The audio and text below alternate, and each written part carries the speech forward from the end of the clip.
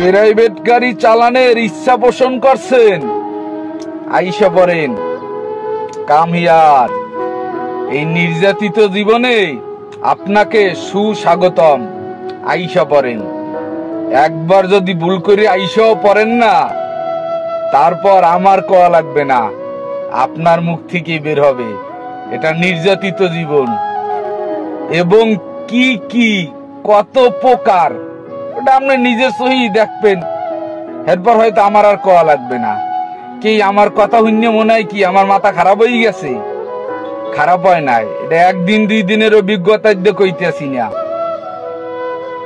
এই সেক্টরে এক যুগের বেশি হয়ে গেছে, সেই অভিজ্ঞতা দিয়ে কইতে আছি। আসেন আসেন, come here my friend, come here. আইসা পড়েন, আসলেই বুঝতে পারবেন। এই সেক্টরে ডিউটিতে আসার টাইম আছে, যাওয়ার টাইম নাই। তারপরের যেটা আছে সেইটা করলে তো আরো অবাক হইবেন। মালিক পক্ষ বাইরেই ধরেন 12টা বাজে, আপনি আন্য বয় থইবে 7টা বাজে।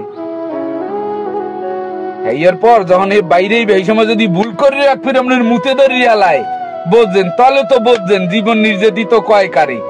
সেই সময় টাড্ডা পাইবেন যে অর্ধেক মতো হইতেও পারে। সেইকালে দেখবেন যে আপনার ডাহাডাই শুরু হয়ে গেছে। এরপর গাড়িতে ওঠার পর কইতেও পারে কি আমি এখন বেরিয়েলাম, এখনই তোমার ওখানে যাওয়া লাগলে। এরকম অনেক কারণ আছে যেটা আমি কইয়ে শেষ করতে পারবো না, কারণ এই 12 বছর ধরে আসি তো, এই যে এখনো বুঝতেই হাঁটতে পারি না শেষ কর মুখতা দিয়া। আইয়া পড়েন, আইলে ভালো, আমাকে সেক্টরে আর একজন মানুষ বাড়বে। আমার লিগে খারাপ কিছু না, ভালোই। কিন্তু এই নির্যাতিত জীবনের কিছু অবসান যদি ঘটে এর পরও, তাহলে ভালো না। তা আসেন, পরিবারের কথা শুনে যেহেতু ভালো লাগে না, তা আয়েন, এই না আইয়ে পড়েন। ভুল করিয়া যদি একবার প্রাইভেট সেক্টরে ঢুকে যান, তাইলেই বুঝবেন মানুষ কি কি আর এবং কত প্রকার আর নির্যাতন কি কি, এটা বুঝবেন। আনে তাহেন আইয়ে পড়েন।